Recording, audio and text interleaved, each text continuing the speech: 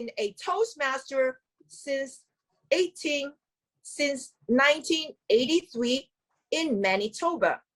She has authored the latest handbook, How to Build and Sustain the Vibrant Toastmasters Program. Pat has been a keynote speaker in many countries, and she's also an educator and a life coach. In fact, since Pat joined Toastmasters in 1983, she has served Toastmasters community in many positions. She was the international president in 2010, 2011.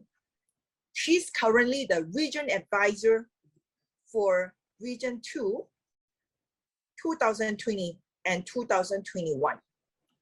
And 2021 and 2022, region advisor for Region 2. And at the same time, she was the learning master for the curriculum of Pathways program. And of course, she's currently serving her club as a VP membership. I'm so excited to introduce her. The list can go very long, but I'm going to keep it short. And with this, it's our huge honor and privilege to welcome Pat Johnson, Distinguished Toastmaster, past international president. Over to you, Pat. Thank you so much for your warm welcome, everyone. Well, it's my pleasure today to speak to you briefly, because preferably I'd like to sit with you for about a whole day and talk about corporate and Toastmasters in the corporate world. But as happens so often in life, there's limitations. And so we get 30 minutes to talk about this huge topic. So what's most important to know from my perspective when it comes to putting Toastmasters in the corporate world? Well, a couple of principles to apply, first of all. And it reminds me of a quotation by Johann Wolfgang von Goethe, who said, "Knowing is not enough. We must apply. Willing is not enough. We must do." And that reminds me so much of Toastmasters. We can be knowing, we can be intelligent, we can be smart, but we must do something. We must apply it. And we don't have to be just willing, but we actually must do to make things happen. So keep that in mind as we talk about Toastmasters in the corporate world. First of all, one of the things that I think is most vital for us to remember whenever we start anything, we must know what we want it to be at the end. Because the most important thing is to begin as we wish to continue. For example, if we're really lax with rules, you can't suddenly apply rules. So you have to figure out what the end product is that you want and set that intention at the beginning. So remember to begin as you intend to continue. Decide how you want your club to look. Do you want it to be a President's Distinguished Club? Then you set the standards right at the very beginning. The second thing that's really important when you're dealing with a corporation and you're either rebuilding or building a new club in the corporation is to deal with the corporation, not the employees of the corporation, but deal with the management, deal with the training department, deal with the HR department, whoever runs the training in that corporation. Go and talk to them about putting Toastmasters into the curriculum of the organization, not meeting off to the side where it's not even known that you exist. Secret club over there. Patricia Yap keeps going to that group over there at noon hours. Do you know what they're doing? Well, it shouldn't be a secret. It should not be a secret. So put it out and get it part of the training department if possible. When you're going to talk to the corporation, and I think that this is often looked after, because if we're part of the corporation, we often dress and talk like the corporation. But in some cases, we have area directors who've never worked in a corporate world going in and talking to the corporate world about Toastmasters, and they may not look and sound like the corporate world. So let me share with you some of the ways that I think it's really important to present the Toastmasters program to the corporation, talking to corporate decision makers, talking to the HR and the training department. The first thing you want to talk about is that Toastmasters is a self-paced program. Everybody develops at their own pace. Now, why is that important? Well, in the corporate world, we're usually sent to a program. We spend 4 hours either online in a classroom, we're sent back to our workplace, and that's the end of it. We're trained. Toastmasters, when it's self-paced, is an entirely different concept. We go as long as we're learning. And I've had many, when I was running learning and development departments, how many employers came to me and said, when is my employee going to actually graduate from Toastmasters? And I said, oh, they can go as long as they're learning something. Oh, I wish somebody would have told me. I thought they graduated. And I said, we don't have graduation. We also don't have pass or fail. And that's an important concept also to share with the corporate world, because often they track whether you complete the training or you don't. And that's important for the corporation to know. And as Albert shared, that he sends reports to the corporation. And this is important because while we don't have a pass or fail, we can report progress to the corporate world so that they know what their employees are actually accomplishing. This is key to being good partners with the corporate world. We need to let the corporate world know that it's experiential learning, that we come together on a weekly basis to practice. Because again, this is very different than the regular training that will take place on a regular basis in a corporate world.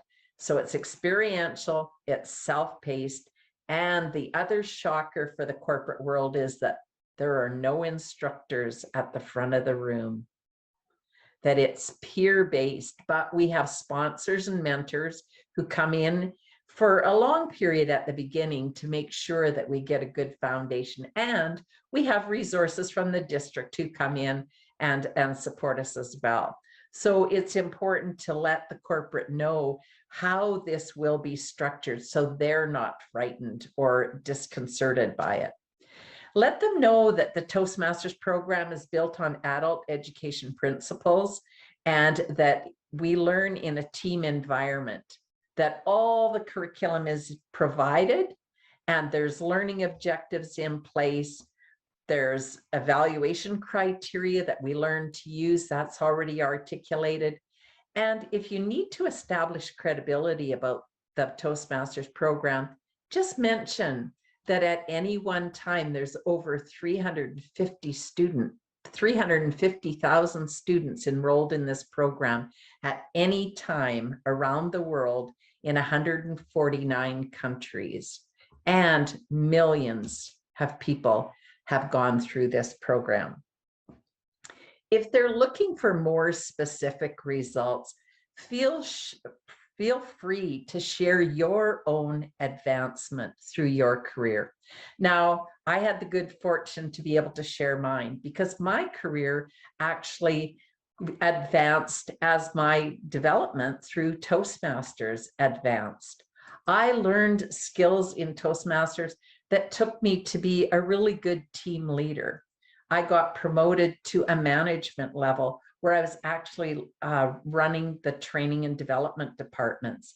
And then I got recruited from another organization to go and run all their trainers, to train their online trainers, to train their classroom trainers, to oversee all the curriculum design for that organization.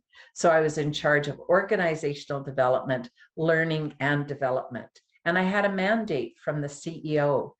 So I had the responsibility of things that I love to do, But that was a result of many years of working in the field of communication and leadership in Toastmasters and taking each opportunity that I stepped forward to claim in the Toastmasters program. So when I was an area director, I learned to be a good entry-level manager because I was looking after clubs as an area director and managing and helping them be successful. Likewise, with my first small team at work, I was working with them and helping them be successful. When a division director is often more like a regional manager, and again, you use a lot of management skills. You're having meetings, you're coaching, you're mentoring, you're helping people be successful, you're having conversations with them about performance, all transferable skills up to the senior management level where I finally ended my career and it was very much in alignment with the tasks and the responsibilities that I had, both as a senior executive member and as international president.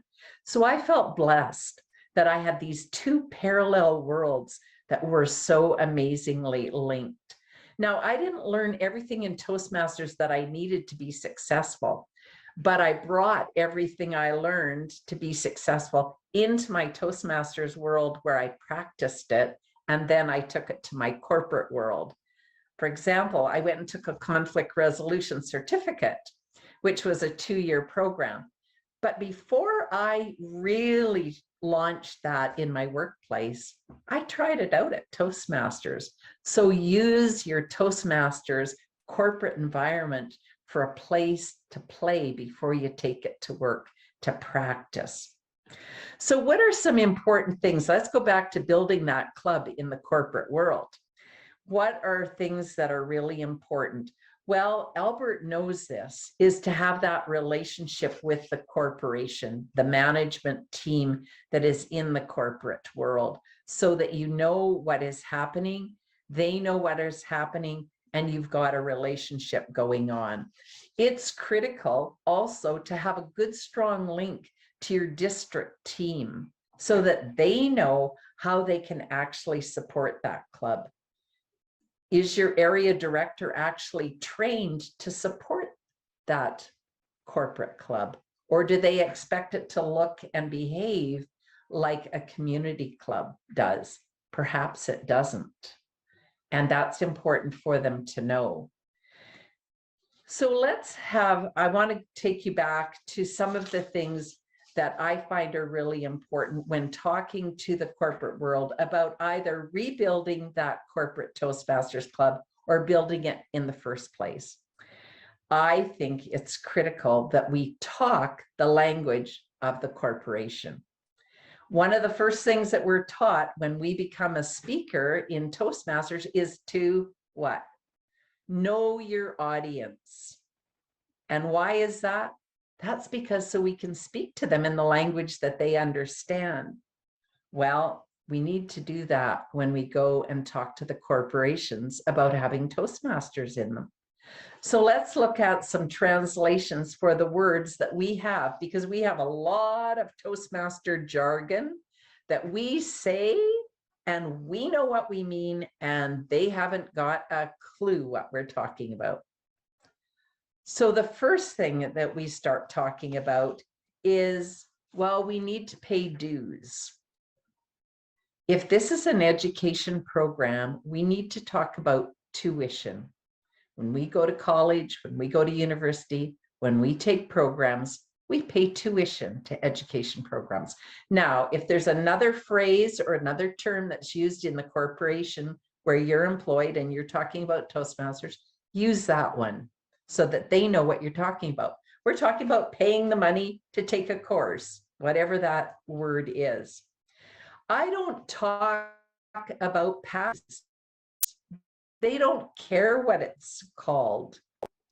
I don't talk about the manuals or all the paths and pathways. I just talk about the fact that we've got a curriculum that's built on adult education principles.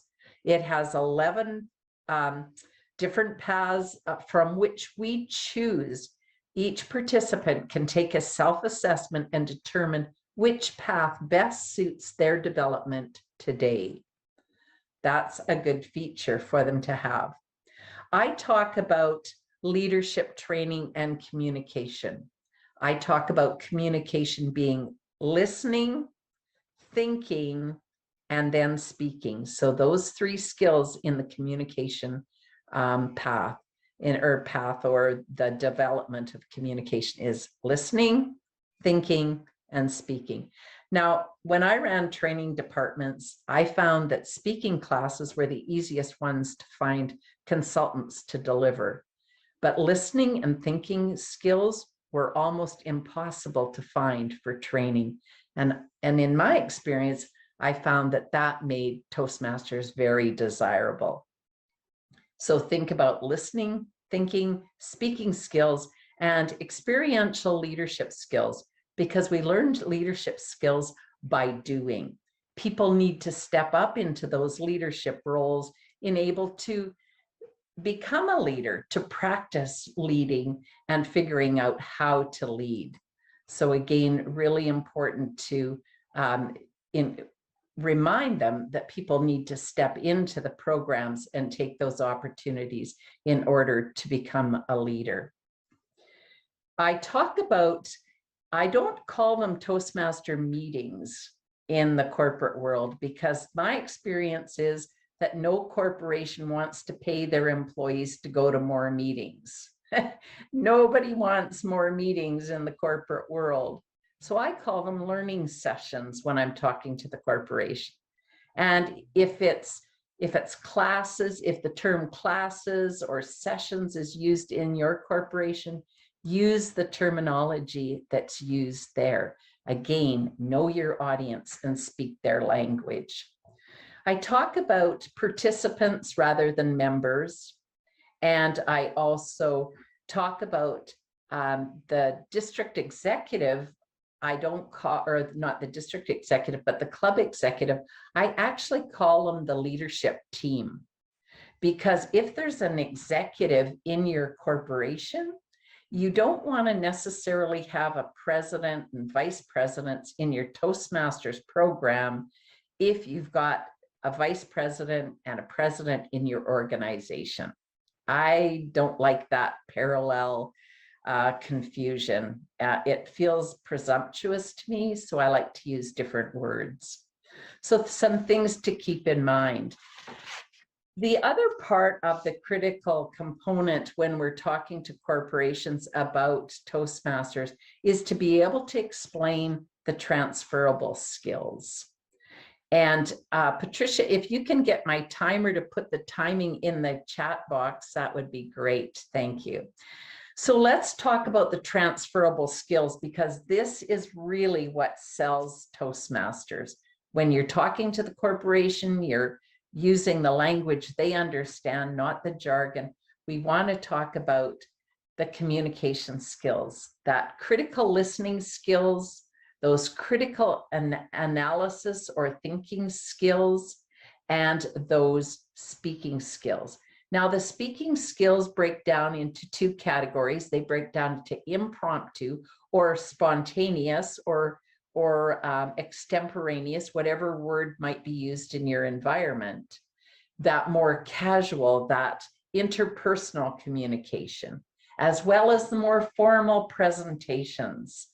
And then the listening skills and the thinking skills. Those are very attractive when you're looking at building your career, because we have to first hear. Even when you're applying for a job and you're in an interview, you first have to hear the question that's being asked, think about it and process it, figure out your answer, and then speak your answer. So we use it all the time as we build our careers and as we work with our teams in the workplace. Accountability is a transferable skill that we learn in Toastmasters. We're accountable. You have a team that puts on these events. You have a team that runs your district, your club success plan. You have a team that works with your VP of membership. We learn accountability and teamwork in Toastmasters. We learn feedback skills. This is directly transferable to the corporate world. If you want to rise in your career, you're going to have staff, and you need to have those difficult conversations with them, as well as those conversations where you're praising them for their performance. So remember the feedback skills. We learn meeting management skills so we can run good meetings. We learn that confidence, that self-esteem to express our opinions.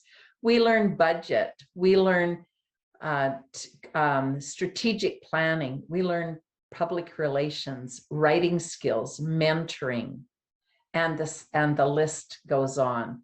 We build emotional intelligence in Toastmasters through our team learning. It's a huge program when we look at Toastmasters in the corporate world.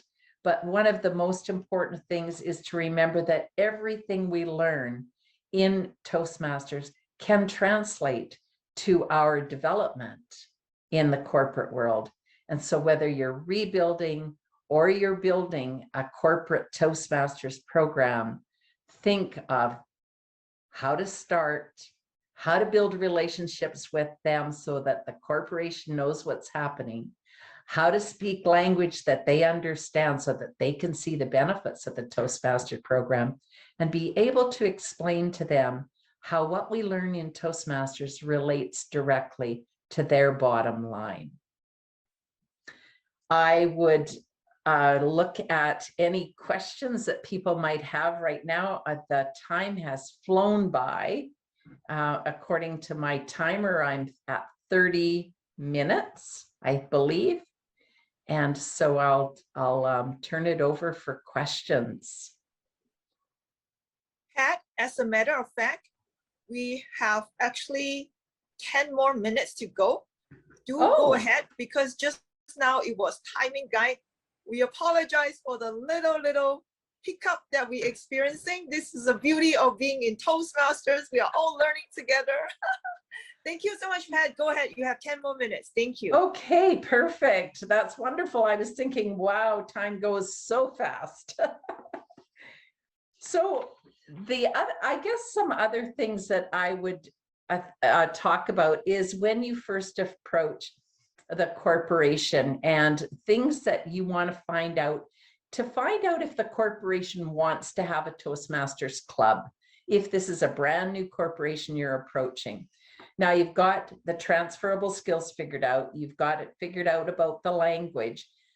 Some things that I talk to corporations about that help me establish that we're going to have a good partnership, because not every corporation is going to be the best match for us. But which corporation is? First of all, I talk to them about the fact that we need to have a partnership, that Toastmasters, we're going to be like a contractor. Toastmasters will be like the contractor, and we'll bring the curriculum, and the corporation will provide the meeting place, the participants. They'll figure out who's attending the program. They'll pay the money. They'll manage all those other details, the logistics.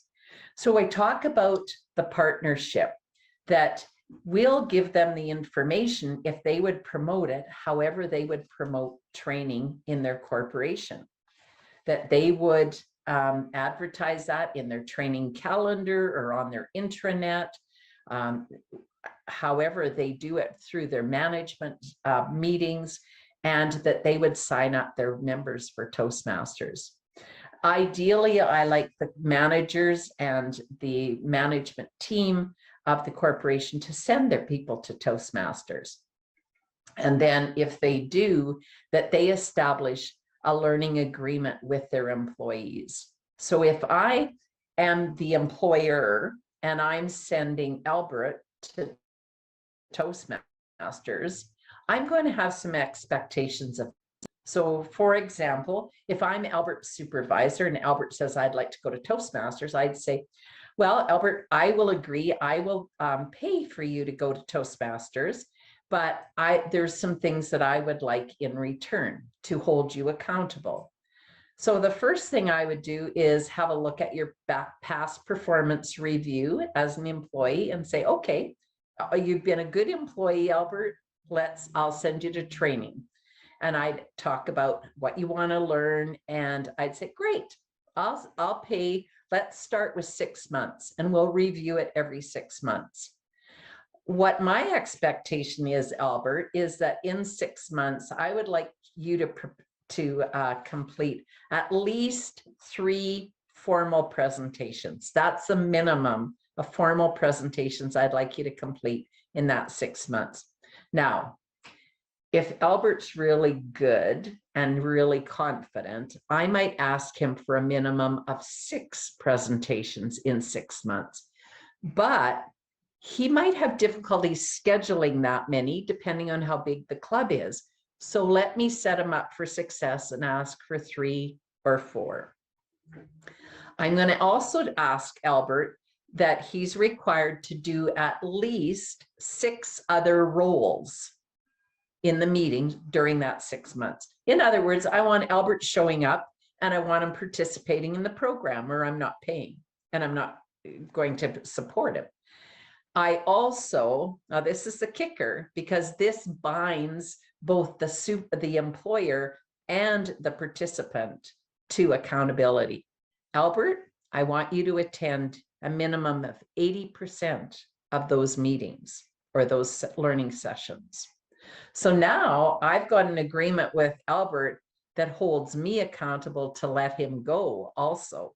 So it helps address that issue where the supervisors pull these employees out of Toastmasters all the time saying, I've got something really important I need you to do. And now the employee can say, we have an agreement. I'm off to Toastmasters. You said I have to go 80% of the time to this. So am I here or am I there? You pick, because I'm accountable to you. And so I love that kind of a dynamic where the supervisor goes, oh, I guess you better go to that. We'll catch up later. And so it puts that partnership on the table. And then you get to report back. And thank you, Albert, for letting me use your name in that example. So it's really important to have that kind of relationship. It helps to overcome some of the challenges that we have in corporate clubs or programs, such as supervisors pulling people away from meetings, that we don't have enough people who join in the corporate world because they don't know about it. But if we ask the corporation to promote it and make it part of the training, that overcomes that. The other thing that we want to talk about with the corporation in that partnership is, are there blocks? Are there blocks within the computer system that'll stop people from accessing their online curriculum? And if there are, then do we have to make arrangements so that the employees can access the curriculum at home? Or do they have to access that at home? Or are there places within the corporation where it's not blocked and they can access it? So those are some other things. One of the elements that I love to talk about to the corporation so that they understand is that Toastmasters is a safe practice laboratory. And so we're going to go for an hour every week, for example, because we're practicing. And the difference is that we're building a skill here. So we talk about things, we get the knowledge, but then we go and practice. And when my personal request is always that we meet for an hour every week. And some people will say, well, that's a lot of time. And my response is, how many good tennis players or pianists do you know that got to practice for 2 minutes every month or every week? So if we have 60 minutes a week, we have 20 members, we might, but we won't. I mean, if we just divide it, that's only 3 minutes each a week. But we're not going to get that each person because I'm going to do a speech and somebody else is going to do a speech, and some people are going to do table topics and some people are going to do evaluation. Some people are not going to even get to speak, but they'll be practicing their listening skills and their thinking skills, but they're not practicing their speaking skills. So what is 60 minutes a week divided by 20 or 28 in your case? Not very much time to practice. So that's the way I love to talk about time, to put it in perspective, because we're there to practice and it provides some reality there. The other thing that I love to talk about is the importance within the club or the training group that they actually build relationships with the organization. So for example, the VP of membership is going to be making sure that the HR department and the training department have the material they need to promote the program. We also need to have a conversation with them whether they want to do 6-month intake of membership, or can membership be entered any time into the program. Because how many corporations, if they're paying, want to be paying every 2 or 3 weeks for 1 or 2 people joining? So they may decide, we're just doing intake every 6 months. We'll sign everybody up, pay them all at once, and that'll be our cohort for 6 months. And then we'll do it again in another 6 months. One of the other questions, and I know I keep saying another one and another one and another one because there's an endless list of them, but the topic that I think is important to discuss also is how is there a policy in the corporation of who can go and for how long will the corporation support them, if in fact they're supporting them. When I explored this with some of the corporations who actually pay for their employees to go, the general rule of thumb that I found was that the corporations were supporting employees up to 2 years with time and money to attend Toastmasters. They basically said, we'll pay for you and allow you to use your work time to go up to 2 years. And after that, you can continue in Toastmasters, but it's on your paying and you make the time up. And that was kind of a consistent general guideline for corporations in allowing time. So I am going to close at this time once more, because there's so many things to think about and it's a large topic, but hopefully these things will, and these ideas, concepts, will give you some places to start, whether you're rebuilding or building new in the corporate. And always remember that if you're in Toastmasters, you are absolutely building those transferable skills and building your career. It's important that you validate them and you promote them and you claim them so that you have the success. So over to you, Patricia. Thank you. Thank you so much, distinguished Toastmaster Pat Johnson. Ladies and gentlemen, let us all give Pat the loudest round of applause. She definitely gave us a lot of aha moments. I was taking on notes as she was sharing. Thank you so much for sharing with us so many tips. And at the same time, I also knew the audience are really excited. They have some questions as well. Please keep the questions coming as well. And in the meantime, I will be handing the control over to our frequent asked question master, distinguished Toastmaster Division C Director from District 102, Feng Sok Hua. Sok Hua, take it away.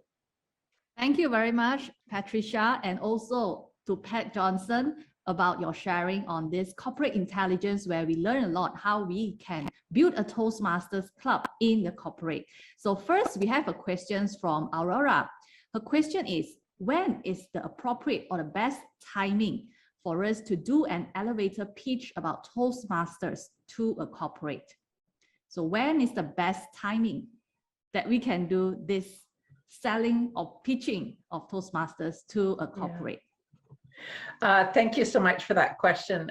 It brings to mind a Chinese proverb that I love.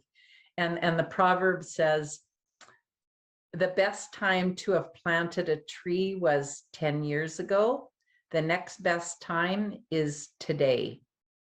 So that would be my answer. Today or yesterday or 2 years ago, but no later than today.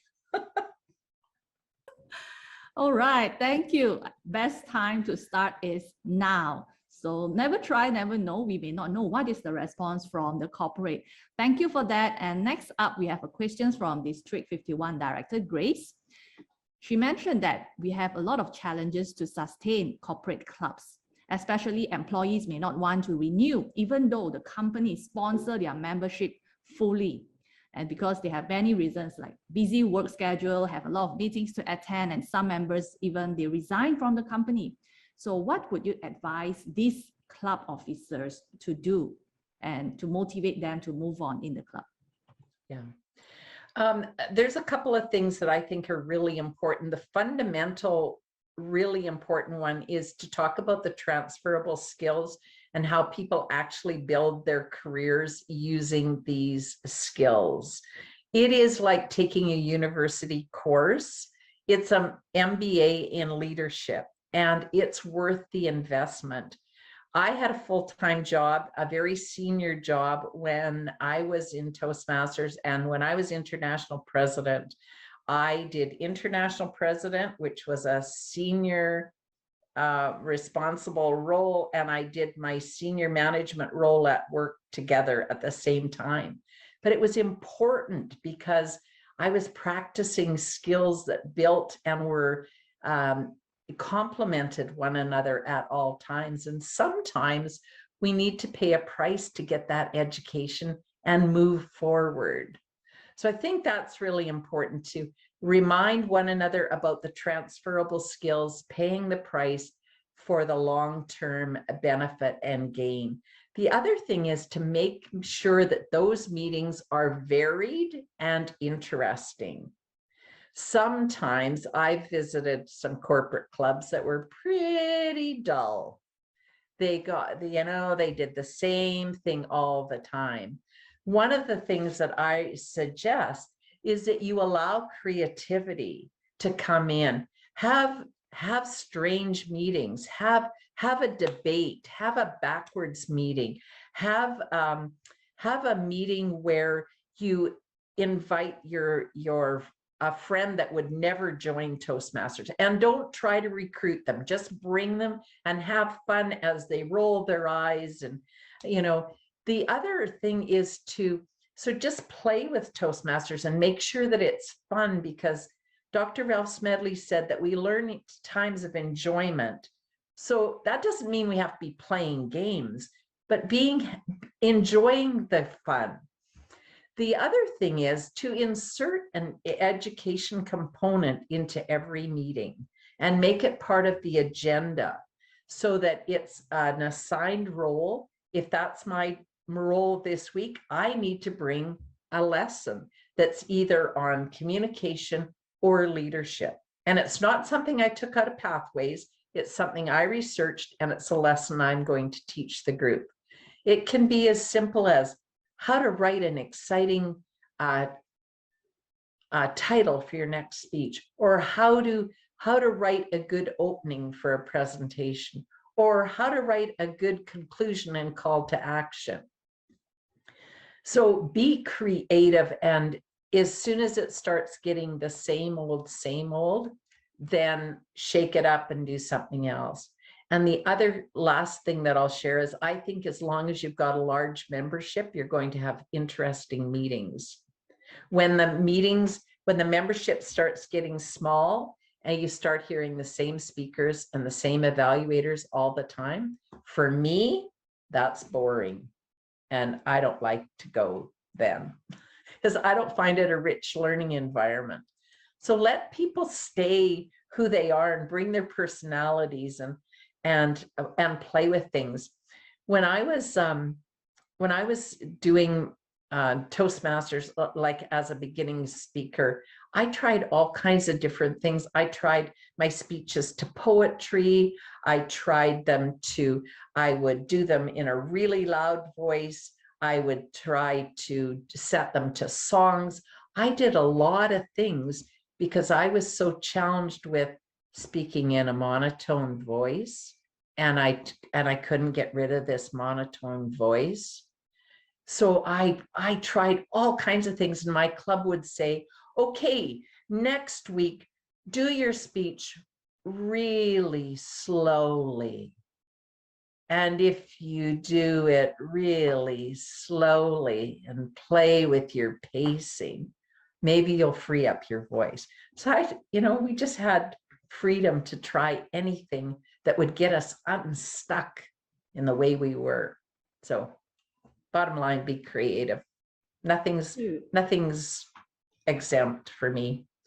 Yes, thank you, Pat, for that sharing. I love that. I think the idea is really to have fun, to bring the fun, the creativity into the learning sessions. And the best take-home message that I have is perhaps you could change the terms meeting to learning sessions. That's amazing, to have more free informal sessions, learning sessions to engage the members. Now, I think we still have 1 or 2 more questions due to time constraint. So here we have one question from Ricky. What if the corporate clubs themselves, they want to have their own Toastmasters club, but the members or maybe the club expos, they do not want to organize anything. Maybe they do not have the capacity, or maybe there are other reasons, but sometimes they just don't want to do anything, but they just want to attend the meeting and learn from the session.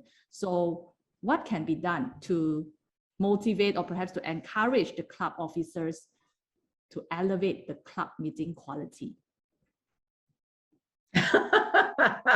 I would say vote them out. Them out. Elect a new executive.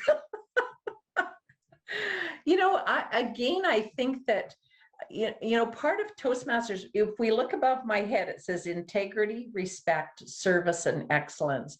And I like to remind people, because when you take on a leadership role, as our Toastmaster promise says, to do the best, that we promise to do the best in each assignment.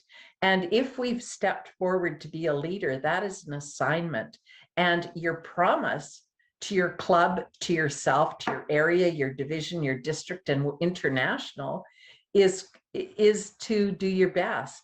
And that's part of our integrity of holding that office, is part of the respect both for ourselves and our fellow persons on this earth, and that we are serving and being with on this earth. Service, that's part of leadership, is being of service and providing that service through your leadership to honor your fellow members.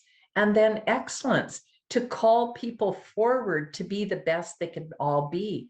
And as leaders, we set the tone in our club. So it's our responsibility to lead with integrity, respect, service, and excellence. That means that we're the role models and we have that responsibility. Otherwise, we need to not be the leader. It takes a lot of courage. It takes a lot of energy to be a leader, because being a leader means that sometimes you're going to do it whether you want to or not, because you gave your word and you gave your commitment to your team that you were going to do it. So you have to be honorable to be a leader. Right. Thank you. Thanks, Pat, for that sharing. And I think that's why it's so important for us to have the club officers installation, the members induction, the fundamentals. Yes. What Albert says in the chat box, many of us, we may not be aware of what is the Toastmasters member promise. So going back to why we are joining this organization is really important to remind us and be proud to be part of the Toastmasters family. So I think due to time constraint, we will end this session currently. I think for those who are interested to ask Pat more questions, you can stay back after 1:30 p.m. We will have a second round of Ask Pat Anything session. All right. So now I would like to hand back the session back to Patricia. Thank you very much. Thank you so much, our question master, for handling so many questions. And at the end of the day, we had so many wisdom from our beloved Pat Johnson, Distinguished Toastmaster, CAS International President,